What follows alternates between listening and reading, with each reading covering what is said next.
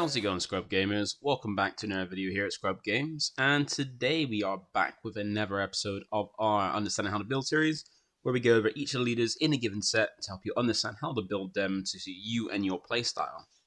Now, we have done the blue ones and the green ones, and now we're on to the red ones, and we come to the end of the red leaders, ending off with Han Solo. So if you're interested in building a deck for him, then feel free to keep watching and stay tuned. And before we get into it, feel free to like, comment, and subscribe. It keeps you updated with my videos as when they drop. And also, by clicking the notification bell, you can get alerts when videos do drop, so that way you can watch them there and then, or at a later time that suits you best. Now, do remember with this series, we do not offer a list. That's not what the point is. It's here to offer you help and information to help you build the leads to suit you and your playstyle. So, with out of the way, let's go ahead and check out how understanding how to build Han Solo. So, like we like to do, we like to kind of go over the leads first, because there's no point in building a deck for a leader unless you understand what the leader wants to do, because some are generic, some are more theme-focused, and Han Solo is one of the more generic ones. Now, for the leader, he only has the trait of the Underworld, which gets some more support in set 2, so you got a good bit of that, and also he gives you the aspects of aggression being red and heroic being white.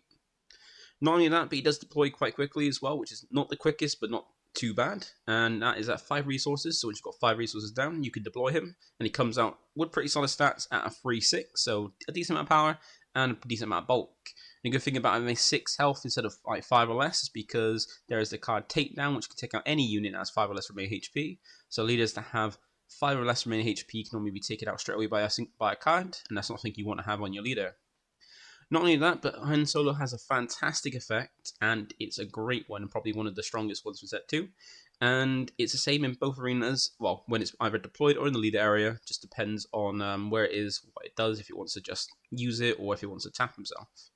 So while it's in the leader area, it has the action ability to tap himself and play a unit from your hand. It costs 1 less, so you still got to pay the cost of the card, it just costs 1 less, so it cheapens the cost of the card. And you deal 2 damage to it. So you can do a little damage to it, but the nice thing about that is it works in quite well, because once again, you're reducing the cost of the card, making you play something cheaper, so a turn earlier. And it is taking damage, but that can work to your advantage on some cards, like with keywords such as grip. You also have the same ability when he's deployed, just now you don't need to tap himself, you just action, play it, and the thing is, with this effect, when he's deployed, you can use it as much as you want in a turn, because it's not restrictive, it's just action, do this. Whereas in the leader area, to tap himself, unless you can untap the leader, which there isn't really any way to do that in the leader area, then you can really do it once. So that's a nice benefit, but there's not many times you could do it when it's deployed, but it's a great effect. It's like you do take damage from the card, but it's great because you're getting some cards out of turn early, which can also make a massive difference. So that is the leader, and don't forget as well, each leader has a showcase, and Han Solo's is this one, and this one is actually quite nice. Not one of the best ones, but still in the better half of the showcases from the set, because as I've said in probably each of the videos, is that are subjective, so if you like it, that's fair enough. If you don't like it, that's also fair enough.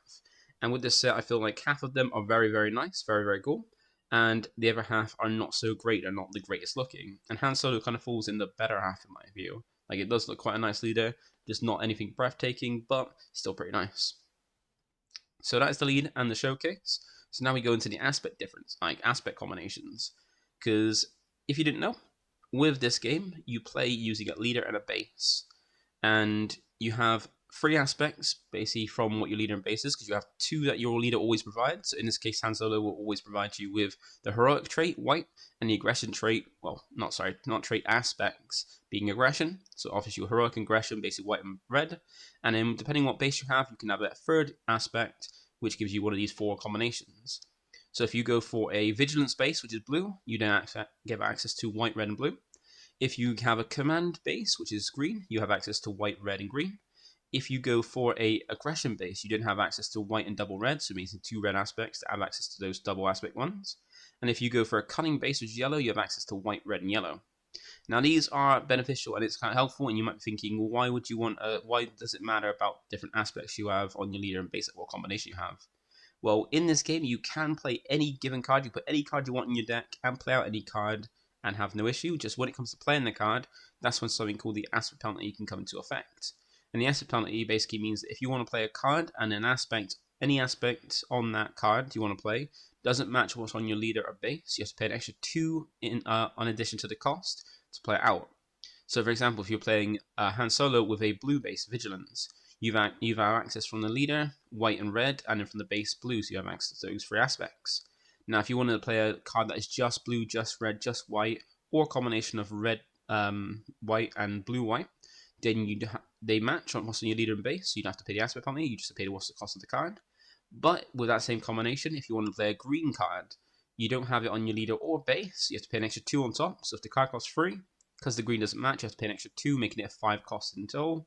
And if you wanted to play a card that's both green and black, so command and villainy, because neither of those aspects on the match what's on the card match what's on your leader or base, you have to pay 2 per. So you have to pay 2 for the command that doesn't match, and then another 2 for the villainy that doesn't match. So once again, if you had a card that costs 3 and had green and black on, then you'd have to pay 7 in total, because 2 for each aspect. So I mean, a card that would normally cost 3 cost in this deck with that combat, if you don't have those aspects matching, costs 7 instead, which can make a big difference. Now there are some cards where the aspect penalty can be worth it and not too bad, but you have to kind of figure it out with what deck you're playing, how beneficial the card is to you, and if it's worth playing. But there are some that can be good as well. And also there's the double aspect. So each aspect only provides one of that aspect. So the red on your Han Solo leader, that only provides 1 red. So if you want to go double red with a red base in Han Solo, if you want to play a double red card, you'd have both your base with red and your leader with base with red, so you wouldn't have to pay aspect penalty. But if you were playing, say, a blue base with Han Solo and you want to play a double red card, because only Han Solo has a red aspect, he only has 1, you just have to pay an aspect penalty because you have that second red aspect to pay an extra 2 because of the aspect penalty. So hopefully that explains about that and helps you understand like why the base combination is important, because it gives you access to certain aspects to avoid the aspect penalty, but then some cards can be alright without it. So before we get into what each of these aspect combinations might provide you and what benefits you get from it, first we're going to go over ratios, because it is important to understand what the ratios are, and because in this game you can run up to 3 copies of a card, so you can play a card in either 1 copy, 2 copies, or 3, and there are benefits to each one. Now, 3 copies of a card are cards that you want to see as many as possible, as quickly as possible, or a card you want to see as quickly as possible to have the maximum amount. And things like Sabine Wren being a good card you can play as early as turn 2, very good stats, and also very good effects. This is something you want to kind of draw into to make sure you open up with, so you've got something to do your first turn. Now, Rivals Fall is a good example of something you want to have 2 copies of, because 2 copies of is normally a card that you want to kind of see later in the game, or not see too many to clog up your hand. So those can be like things like Rivals Fall, like very high costing events, or very like big late game bosses that you don't want to have clog your hand in the early game, because then if you do see if you didn't see them early, you do see multiple of them, then you're either resourcing them, which means if they don't have smuggle, you're going to be losing them and they're gone for the game. Or if you want to keep them in your hand, it means you've got less of a hand because you've got less options because you're holding onto a card you can't play until later on in the game. So those are kind of cards you want to have 2 copies of, and then you've got the copies of 1. And those are normally tech choices, meaning they're a card that is usually not great 9 times out of 10, but on that 1 time out of 10, they're actually useful. If you've got them in your deck, you can be very useful in a certain situation. So such situational cards that can be benefit in a certain kind of time. But then again, if you need them and you draw them, they could be great. And if you don't need them and you don't draw them, you can basically not worry about it. Or if you don't need them and you do draw into them, you can always resource them instead. It can be easy resource target them. So hopefully that helps you understand about the ratios and when you want 3 copies, 2 copies, or 1 copies of a card to help you out. So now we've got that out of the way, let's go ahead and check out and see what the benefits of each aspect provide. So like we normally do, we like to go over the different the double aspect first. And with aggression, if you didn't know, each of the aspects have kind of like a sort of like not theme to them, but sort of like an identity.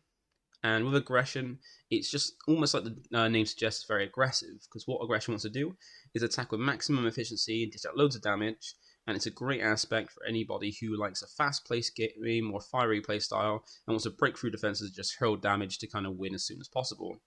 So that is kind of your playstyle, being very aggressive. I think aggression could be a good one for you, and double aggression is quite a nice one, because in set 1, there wasn't many leaders with double aspects in set 1. You had it so only 1 leader of each of the aspects were like decent and worthwhile running double aspect, because they're kind of very limited. Because if you've got 2 different aspects, so like red and blue, you have access to all the red cards and blue cards.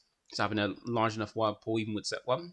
But if you went with double aspect, you lose whole aspect, like a whole other aspect of like that portion of cards. So I have a very limited card pool, just to have access to three individual cards, three double aspect cards that would not incur the aspect penalty. Now in set 1 for double red is the worst one to go, and no deck really run double red. But with a second set, we've got double the amount of cards for everything. So double red is more of a better option, and all our double aspects now have a better way to play and a better like use to play in any leader now. So any leader can kind of play double aspect, and each aspect also has bases as well. So you have the one rare base, because set 2 we didn't get any more rare bases. So you have one rare base, and then you have the 30 health bases.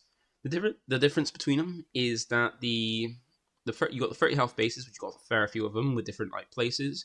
They have 30 health, so the maximum health currently in the game, but have no effect. And then you have the rare base, and the rare base has 5 less health, so a little bit less health, but at a sacrifice of that 5 health, it comes with an epic action.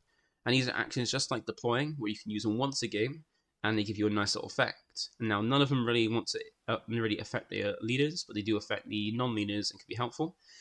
For the red one, it is Tarkentown, which the epic action is deal 3 damage to a damaged non-leader unit.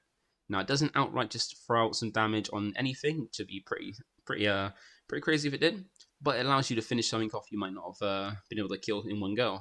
So if you attacked something and did a load of damage and just fell short at the time to take it out, Tarkentown is there to help you finish the job. Now for the double aspect cards, you have access to 6 of them, so less of a card pool, but not as bad as it was set 1. But you have access to these pretty strong cards. Now for set 1, it provided you with Saul Guerrero being a pretty nice unit that it's got good stats, but it's quite hard to keep on the board. And it's got a nice little effect where if your opponent wants to play in any event, they have to pay an extra cost, which is dealing 2 damage to their base. You also have Rallying Cry and Aggression as 2 events, with Aggression being something that all aspects have, where it's a 4-cost event that was named after the aspect to give you 4 options. You can use any 2 of them in any order you like. And for Aggression, it is draw a card, defeat up to 2 upgrades, ready a unit with 3 or less power, or deal 4 damage to a unit. So pretty nice effects, but in set 1, not as great as what the other ones offer, but in set 2 is a lot better. And you also have Rallying Cry. Now this is a really nice one, but in set 1, red kind of had a lack of good units to kind of like throw out there. So because for free resources, you give each of your friendly units raid 2, which means when they attack, they get an extra 2 power. Meaning if you have a wide board, you're putting out a lot more damage than you originally were, which can win a game. And now with more units and more cheaper units, better units, Rallying Cry is a lot better. But in set 1, it wasn't so. And with set 2, we got more, and we got 3 more. So we got Bo-Katan being a very nice cheap unit, being a 2-cost, 3/3 with very good stats. And when defeated for each player, including yourself, with 50 more damage on, you draw a card. So if only one of you or your opponent have 15 or more damage on your base when it's defeated, you draws you a card. But if you have both of you and your opponent both have 15 or more damage on your base, when she's defeated, you draw 2 cards, 1 for each. You also have the Wild Rancor as well, being a 6-cost. With 6 for 8 to his stats, are pretty decent stats for its cost. Overwhelm as well, so any additional damage you do from defeating a unit that exceeds the health goes to your opponent's base. And when played, allows you to do 2 damage to each ever ground unit, both yours and your opponent, when it's played. So you can kind of like throw out some damage on out to kind of make Overwhelm a little bit better, and also maybe finish things off. And then one of the best things to come out of set 2 from the double aspect for red is Chaos of War. Now this is a very nice one because for free resources, you can deal damage to each player's base equal to the number of cards in hand, which means you can either do a lot more or a little less, probably even more than Oracles, but this can be open to anyone as long as you play double red. And it's a very nice one because if you get against certain decks where you've got like a large hand in the later game, you could do a lot of damage, but there could be times when it could be a little less damage, but a good way to kind of finish off a game if your opponent's close to death without needing to attack. So those are the double aspects. If you want to play very, very, very aggressive, double red could be a good one to go for, and you do have a lot better options for double red, and red does have some really nice units as well. Now for blue, the blue is a little bit different. It's more of a defensive kind of aspect, because what Vigilance wants to do, because it is blue, Vigilance, it wants you to play defensive with the ability to either heal damage from your base or units, remove dangerous units from play using like events, or protect your base from any attacks with like shields and also sentinels. Now this is an aspect that is perfect if you want to play a patient playstyle that likes to grind out games. So you feel like you're playing like quite a grindy and like kind of annoying playstyle where you're like healing your stuff constantly and keep moving things around, then blue's a good one to go for it. And a pretty nice one to go for a Han Solo as well. Now, the rare base for blue is Circuit Complex, and this allows you to give a shield open to a non-leader unit, so it can protect Han with a shield, but protect all your other stuff. And since they take a bit of damage by playing cheaper, they might be a little more vulnerable, but a shield can always prevent that, because then the next time they take damage, they lose a shield instead. Now, for Han Solo, there's some fantastic cards, and I've kind of, with Han Solo, I've kind of gone a bit high on the curve, because normally I shoot like the kind of ones you can play out earlier, like some 2 costs you can play by first turn. But since you can play out things cheaper, like a turn earlier, I've gone for like things a little bit higher. So you've got things like turn 1 plays you can literally go for with Han, beyond Yoda and Concord Dawn, which are quite nice ones. Normally you couldn't play on turn 1, but with Han you can, because they cheapen the cost by taking 2 damage. And you've got Yoda, which is brought decent stats, 2-4. He does take 2 damage, but then he's got Restore 2, so when he's swinging, he's healing 2 damage from your base. And when he's defeated, so if you don't just take him out, even though because he's a little bit weaker, he allows you to choose up number player, which remember, you are player, so you can choose yourself, and draw a card. And you got Concord Dawn, which doesn't do too much damage at 1 power, but he's a sentinel, keeping attacks away from your aerospace units in your base. And when he is attacked, he gets extra 2 power, so he hits harder when he's attacked. You also have some pretty big units that are pretty nice, like Rey, which has the ability to just heal itself. This is a 5 cost 4/7, meaning you can play it as early as turn 3. And then, if on attack, you can heal 2 damage from a unit to either itself or another unit. And if it's a non-heroic one, you heal 2. You give a shield to it. So if it's a non-heroic unit, you heal it and give it a shield. If not, you just heal 2 damage. And it's great since Han Solo can play at things for cheaper and it does 2 damage. Rey can then heal that 2 damage from an attack after, which is quite nice. You can kind of mitigate Han's effect. And you got Luke Skywalker and Chewie, ones that are normally very late game units, but you can play in the turn area, which could be a massive difference, especially since they got great stats as well. They got Luke Skywalker, which is normally a 7 cost 6/7, but can come down for 6 resources as a 6/7, which is very good. Then comes with Restore 3, so it heals 3 damage per base, and when he is played, he can minus a unit by 3/3. And if something was defeated of yours this phase, you can do 6/6 instead. So very nice one, especially to play early. A lot of very good stats. Play it cheaper out is game changing. And you got Chewbacca. Now Chewbacca kind of benefits from Han Solo's effect, because not only you play it cheaper as a 7 cost rather than an 8 cost, he also has pretty good stats, 4 power and 10 health, which is very good bulk. So taking that 2 damage is not something he really cares about, but also has a good amount of attack. And he not only has that, but he has grit too. And what grit does is for each damage you take, each damage on the card converts into power. So that 2 damage you're putting on Chewbacca to play him out earlier also powers him up. So also turning that 2 damage into 2 power, meaning it then comes down as a 6 power with 8 health left. He also has a great effect where when played, you can defeat any unit with 5 or less remaining HP, which means he can take something out plus be this big strong unit you played a little bit earlier. Fantastic cards. And in the non-heroic side of blue, you also have some very nice stuff as well. So the nice thing about this set is it comes in with more grit cards. And remember, grit is a keyword where any damage you take converts into power. And you've got some good ones, like you've got Woshir, Tree Tender, you can play turn 1 using Han's effect, and because he's got grit, it becomes even stronger, so it comes down as, normally it comes down as a 2/4, but for Han, he comes in as something that's got 4 power and only 2 health remaining, which is very good for a turn 1. And you've got Baze Malbus, he's a nice one as well, you can play him a little cheaper, as early as turn 2, and he also has grit, and then while you've got the initiative, he's got Sentinel, meaning you put a hassle attack into him. Now, he won't have much health, because he's going to have 3 left after using Han's effect, but you have 4 power because of grit. You also got things like Cargo Juggernaut, and also because of how it would work with on plays and Han Solo, you need to fully resolve Han Solo's effect, meaning you play out the card 1 cheaper, then still do damage to it, and then any on plays and stuff like that, like shielding and stuff like that, wouldn't trigger. So if you want to play Cargo Juggernaut, you can play him out for 5 instead of 6, and then you play him out, do damage to him, then Cargo Juggernaut's effects of shielded and when play will come in, so you can either choose to go shielded, then give him shield, and then do the when play. If you control another vigilance unit, he'll 4 damage to your base, or do when played and then shielded.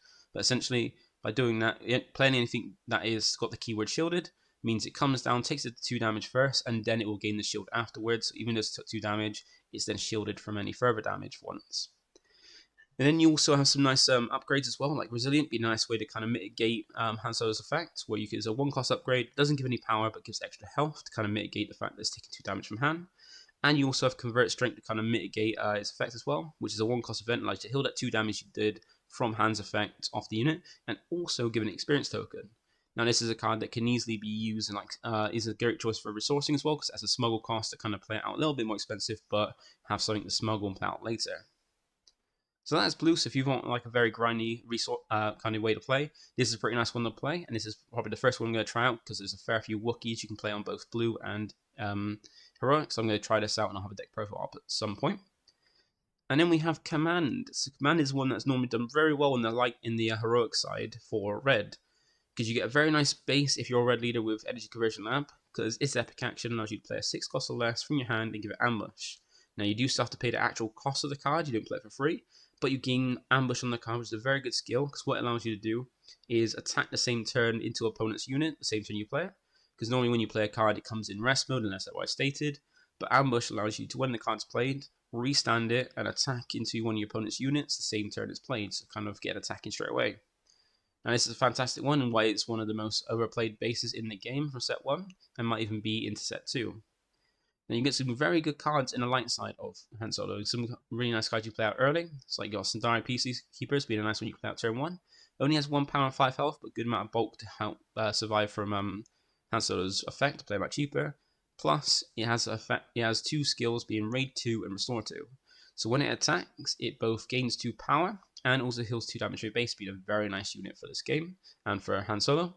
And you have some very nice base units as well, like Bright Hope, Marauder, and Home 1. Now, Bright Hope is a nice one because it's got a lot of bulk, so you can play it as early as turn 2. So 6 health is very nice, and a Sentinel as well. And when played, you can return a friendly ground leader, ground card, you back to your hand, and if you do, draw a card, as long as it's not a leader. So you can kind of use this to kind of draw more things and kind of like keep yourself protected in space. And also you have the Marauder as well, being a nice one else that's ambush. Play as early as turn 4, also turn 3.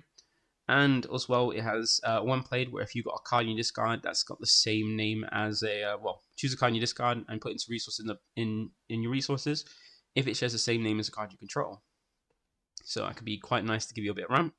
And Home 1. Now, Home 1 is a fantastic card because it helps build up the board and was very good in the other Han Solo, set 1 Han Solo. And you can play this out a turn earlier when in this Han Solo. So you can play it when you got 7 resources. And when you do, it comes down a 7/7, which is pretty nice. Also has Restore 2, so when it attacks, it heals 2 from your base, and gives all your other units Restore 1, so they heal 1 damage from your base when they attack. Not only that, but it also allows you to play a heroic unit from your discard pile that costs 3 or less. So either you can play something that's 3 or less, for completely free, or play something that's a bit more expensive, a little bit cheaper, as long as you've got the resource to play the rest of the cost. And also you've got Spark of Hope, so this is a nice one that you can potentially do pretty well with Han Solo if you play something that only has 2 health. If you have something that only has 2 or less health and 1 cost, you can use that to play out from Han Solo for free, then take the 2 damage and be defeated, and use Spark of Hope. So Spark of Hope is a great card you can use to ramp as early as turn 1 with Han. So nice way to go there.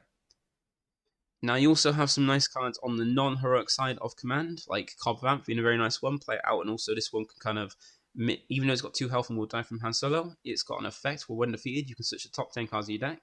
For a unit, it costs 2 or less, and play it. Discard it, and then for this phase, you can play it from your discard for free.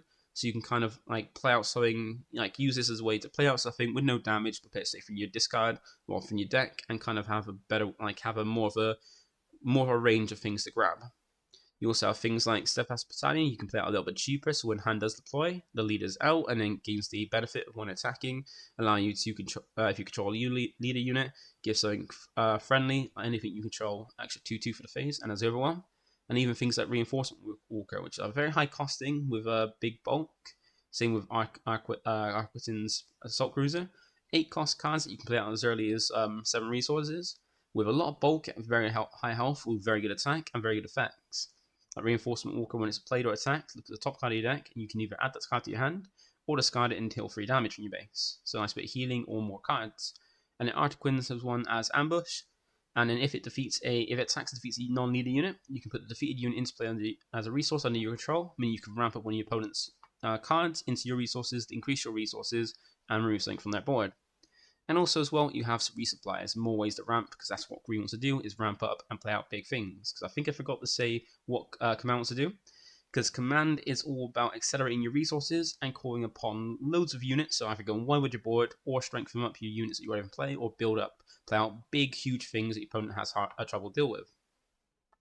Now this is an aspect that is a great choice for players who want to overrun their opponent with a massive board presence and ramp up quickly. So if that's the kind of one you like, then I would recommend going for it because it's a very good way to play and probably one of the more popular ways to play Han. Then we have the last one being cunning. Now, cunning's a very good aspect and also has a lot of good things that go with aggression as well. The rare base for aggression, cunning isn't that great. It's Jealousy, and the epic action is give a non-leader unit -4 power for this phase, which could be good in some situations, but is only one that allows you either to make something weaker so it can't do as much damage to you, your base or your units, or make something weaker so you can attack into it without taking too much damage back. Now, cunning is a very interesting aspect because it's one that likes to adapt to any situation with powerful immediate effects and have lots of tools for disrupting your opponent's game plan. Now, this is an aspect that is perfect if you are someone who likes to respond quickly to threats and have an answer for almost anything that your opponent could throw at you. So if you want to basically have an answer to everything and try and control the game via like being very controlling, then this is a great one to go for. And it has some pretty nice cards. You've got things like Chopper you can play for free, turn 1 using Hand's Effect, while still having your energy open to play never 2 cost or something. Because it's got free health, so it's got enough to kind of play and survive. And it can attack and also has nice effects where on attack you can discard a card from your opponent's deck to kind of, and if it's an event, it's also one of the resources, kind of like hold them off in what they could actually, how much resources they have to actually use, which could be quite nice. Very situational but good. And like just it embodies the thing with cunning, where it's all about like controlling, having answer for everything, but also having some very annoying controlling cards like milling, and also hand control stuff. Now you also have some really good units you can play out earlier, which have very good stats. So you got Zori Bliss being a 5-cost 4/7, so very good stats that you can play out as early as turn 3. Millennium Falcon you can play out a little bit earlier as well, with a turn 4 that you can play out which is a 6-cost 5/5, and also as Ambush if you play it from your hand, but can also be resource as long as Zori Bliss and come out by Smuggle. And you got Han Solo, which is normally a card that you can have to play until you get 7 resources. But playing this turn early is amazing because it comes down. You can come down with 6 resources, being a turn as early as turn 5, and has a solid 6 hits with stats. Ambush as well, so it can attack straight away. And when it does attack, it deals combat damage before the defender. So if it attacks and would defeat a defender, that defender will be defeated before it takes any damage back. So mitigating the whole taking 2 damage from Hand's Effect to play early. So these are some very nice units you can play for the light side of cunning, and you even got things like Let the Wookiee Win. Now this is a great one because it's a 2-cost event that gives your opponent 2 difficult choices. They either allow you to untap 6 resources, which is great. Paying 2 to untap 6 is amazing. So you basically you can play out something, then pay 2, and you potentially get 6 resources back, so you can play more things. Or the other option is allow you to ready a friendly unit. And now if it's a Wookiee unit, you can play with hand, because there are some good Wookiees. Well, you can kind of like smuggle in the blue Chewbacca in red because it's got a smuggle class that requires red. But also, if it's a Wookiee unit, you get attack with it and gain 2 more power. But it's not always going to be a Wookiee. But still, resigning a unit is something your opponent might not want to have because it might be a very powerful unit like Han Solo that opponent doesn't want you to swing with because then you could potentially swing game or clear more of your board.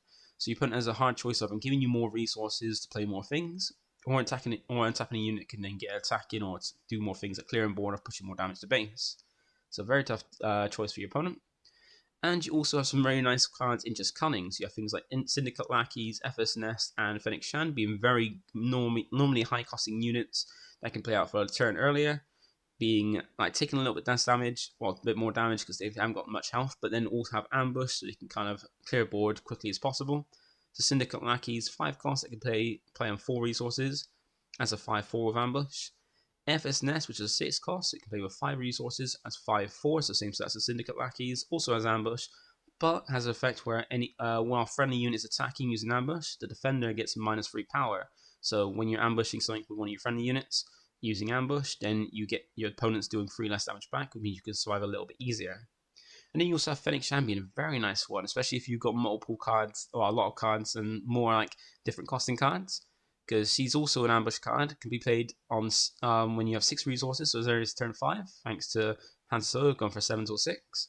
Only stats a little bit different with 4 power and 6 health, and as ambush, but she has it on attack, where you deal 1 damage to the defender for each different cost card in your discard pile. So you have a card, if you have cards in your discard that range from the cost of 1 to 7, that's 7 damage you can do on something which she attacks, and that's only going to take something out before she even does damage, meaning you can just swing and just take something out before you even be so Fennec Shan survives, because the card's then defeated before combat is dealt by that point.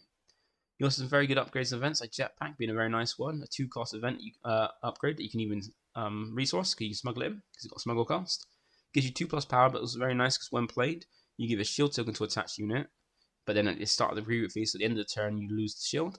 But you're normally going to be putting this on to gain the shield, so you can attack in something your opponent controls, rather than a base. So you can make use of the shield before it's gone, because it will go in eventually, might as well make use of it. And then things like shoot first, which give that effect that hand has, but in the form of an event, and also attack with a unit and give it +1 power. So you attack with a unit, give +1 power, and make it so that for that attack, your card deals combat damage before the defender. So if you take it out before, if you're going to take it out, it takes out the card before it does any damage back. So if you like to have a lot of options, a very controlling aspect, then Cunning is a very good one to go for. And then you've also got some nice stuff in the heroic side as well. Some leaders don't have much when it comes to like just heroic or vanilla side, but has some good ones. Like you have C3PO, which are a duo that go very well with themselves when you have free resources. But unfortunately, you don't ramp, so you don't have free resources. But thanks to Han, you can play out for free R2D2 using Han's effect. So pay it for 1 less, so essentially free, and take 2 damage and get his effect. Where on play or on attack, look at top card of your deck and either put it onto the top or bottom of your deck. Well, you can put it on the bottom of your deck if you want to. And then use that remaining 2 resources you have to play out C3PO, which has the same stats.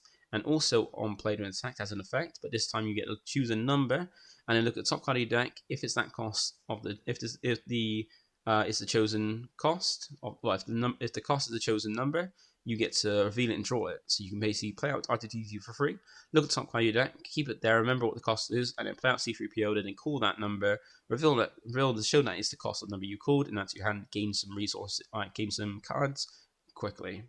So that's a very good thing to do for turn 1. You even got tech as well, so you can do for as turn 1.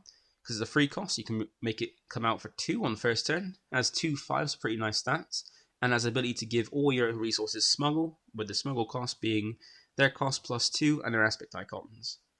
Also, as a smuggle cost, you can always resource it, smuggle it out later, which is a nice way to do it as well. And you have some good more Wookiees. That's why I'm going for the Wookiee route, because you have Wookiee Warrior, a nice Wookiee you can play as early as turn 2, and it has grit, so it gets benefit out of Han Solo's effect by doing 2 damage to power him up. So he goes from it's only a 4 cost 2/5, with Han Solo you can play out for free. And then have 5 health but 3 remaining, and then 4 damage because the 2 power adds to his attack in grip. He also has a when played where if you control another Wookiee, you draw cards, so you can kind of draw cards from that, being a very useful card. And you have Tarfol being a very high cost 7 cost, but we can reduce from Han, being a 7 cost 3/9, so a lot of bulk, so it doesn't really mind taking that 2 damage. Doesn't have most of the attack, but has a free sword 2, so when it attacks it heals 2.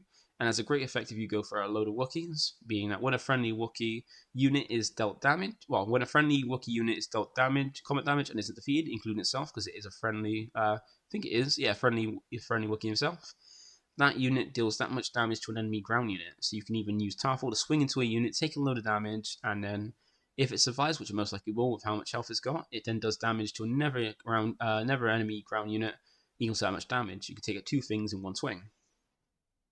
So those are the heroic ones. Then you might be thinking, what does Han Solo's aspects himself offer? Like, what does he get in his own red heroic, red, white, and just red? Well, Han Solo does provide you some pretty nice ones. If you remember with Sabine, like from set 1, he offers you the same kind of things when it comes to those aspects. Because you get some really nice ones, and even ones you can play out a bit cheaper, so you're not too worried about like getting cheaper units. You want some bigger units you can play quickly. You got K2SO, something you can play out with Han as early as turn 2, and has very good stats, 4 cost 4/4. Overwhelm as well, so any additional damage you do exceeding the health on the card you defeat goes to your opponent's base, and has a great effect where you can either deal 3 damage to your base when he's defeated, or make your opponent discard 1. You also have Poe and Gorilla Attack Pod and Wrecker, as well as like later game units. Poe you can play on 4 resources. Gorilla Attack Pod and Wrecker you can both play on 5 resources, and they have great effects and great stats. Like Poe would be in this case a 4 cost 6/6. Gorilla Attack Pod in this case would be a 5 cost 6/4 because it has grit, so that power converts that damage converts to power. And Wrecker is a 5 cost 7/6, which is very good with Overwhelm. And Podammer has a nice effect where on attack you can discard up to 3 cards, and for each card you discard this way, you choose a different option. You can either deal 2 damage to a unit or base, defeat an upgrade on a card, or and your opponent discards a card from their hand. So you can do each of those options, but you can't do the same one multiple times. You have to, if you discard 3, you have to do each one, and then you can't discard 3 to do the same option 3 times. You have to do a different option each time. Now, grit attack pod's one that come in stronger because it's got grit. But then if your opponent, if a base of yours opponent has 15 more damage on, it comes in ready, so it can come in ready to swing and swing harder thanks to the grit. And you got Wrecker being a very nice one, where when played, you can defeat a friendly resource you control. A friendly resource, and if you do, you deal 5 damage to a ground unit. So you can do 5 damage, which normally takes something out, and he comes in with a whopping 7 power and 6 health, which also has Overwhelm as well, so any excess damage done to a unit, so you can weaken something with the 5 damage and swing into it, so that way you can do a max, like take out the unit and do maximum damage to base, because any excess damage you deal thanks to Overwhelm when you defeat a unit goes to your opponent's base. And you even have something like Heroic Sacrifice, which allows you to swing harder for 1 cost, allows you to draw a card, then attack with a unit, and if attacked, the card gains 2 extra power and gets defeated after if it deals combat damage. So that's a nice one there. Just being like use it as a KT or so, swing hard to a base, defeat it, and then trigger it when defeated effect, which is fantastic. And in the normal side of red, you've got some pretty nice ones. Like you've got even one nice thing I've put in like Starwing Scout. This is a card that I thought was never really that great. It just didn't seem worth it. Like very flimsy, 3 cost, 4 power, like very high power, very flimsy. But in Han Solo, you can kind of trigger it to get more draw if you want. Because say you're starting off the game and you're the initiative. Now you're the person going first. You have the initiative. You can use Han Solo to play out Starwind Scout on turn 1 rather than turn 2 by paying it for 1 less, making it 2 cost rather than 3. Comes down, takes 2 damage. It's then defeated, but then it triggers its when defeated if you have the initiative, which is when defeated if you have the initiative, draw 2 cards. So if you got nothing else to do on turn 1, you can always just go and you got the initiative. You can play out Starwind Scout, play out, draw 2 cards, and then you have more options for the next turn to play out even bigger things. You even have some very, very nice high cost units, like these 5 cost ones, like Clan Challengers and IG-11. So Clan Challengers is one that has 3 power and 6 health, and a 5 cost, which makes a 4 cost in Han Solo. Also has Raid 3, so when it's attacking, it swings for 3 more damage, so it swings for 6 when it attacks. And if you upgrade it, it gains Overwhelm as well, meaning you can attack units and then pierce damage to your base. Then you have IG-11. Now this is a unit that is pretty cool, so you can play it at 4 cost, thanks to Han Solo's effect. And it comes down as a 6 power, 5 health. And if your opponent tried to capture it, it cannot be captured, because like his tag says, it cannot be captured. Because if it would be captured, you defeat him instead and deal 3 damage to each of your opponent's ground units instead. And on attack, you can deal 3 damage to anything that's damaged, any ground unit that's damaged, which could be even finish stuff off, which is quite nice. And you got Crate Dragons. This is a very high costing card, a very new one, very nice one as well, probably the most expensive legendary in this set too. Because it's a 9 cost Crate Dragon, but it's got 10 tens of stats, it's got a lot of bulk and a lot of damage, and they go with that huge amount of power. It's got Overwhelm, so once again, if it defeats a unit, any excess damage that exceeds the health goes to your opponent's base. And it's got a fantastic effect, which if you can get as early as possible with Han Solo, especially if you're doing the green version, you can just use it to kind of finish off games quickly, because its effect is when an opponent plays a card, just any time, not just once, just when your opponent plays a card at any point while he's on the board, you may deal damage equal to that card's cost to the base or ground unit they control. So if your opponent wants to play, say, a 10 cost card, you can then put 10 damage either to one of your opponent's ground unit or 10 damage to their base, and that's a third of their health. Even then, if they want to play a 5 cost, that's 5 damage either to a ground unit or to a base, which is a lot. It's amazing. Like, this card is going to be very good with hand, especially if you can get like ramp up quickly to drop it as soon as possible. Because even if you want to use things like Vanquish or a event to kind of take it out straight away, they're going to still take damage to their base or a unit equal to the cost of that card to take it out. So even if you played 5 for Vanquish, that's still 5 damage to a base or a unit, which could be really, really good. And remember, since you're always doing 2 damage to a unit when you want to play it out cheaper with Han Solo, you're always making slightly damaged. So you got Desperate Attack being a very good event to go with Han Solo. Because what it allows you to do for 1 is attack with a damaged unit, which Han Solo, if you use the effect to play it out until the damager, is technically damaged, and it gets 2 plus power for that attack. So essentially, you can keep playing out loads of these big units cheaper with Han, and then attacking harder using Desperate Attack to swing for more power. And then, like Heroic Resolve, it's not going to defeat at the end of the turn. Well, at the end of, if it does combat damage, it just swings for 2 more because it's damage, which is fantastic. Now, that is the end of it, so hopefully that's helped you understand how to build Han Solo. He's one of those ones you can play all different aspects and very well, because his effect is that generic and that great, and he's got a lot of stuff in it just himself, as well as the aspects you add when you add the different bases as well. So that is it from me today. Thank you for watching. Feel free to like, comment, subscribe. And that is all the red leaders. We're now going to go into the next one next week with all the yellow leaders. If you're interested in that, stay tuned. Otherwise, that's me done, and I'll catch you next one. Bye for now. Like a boss.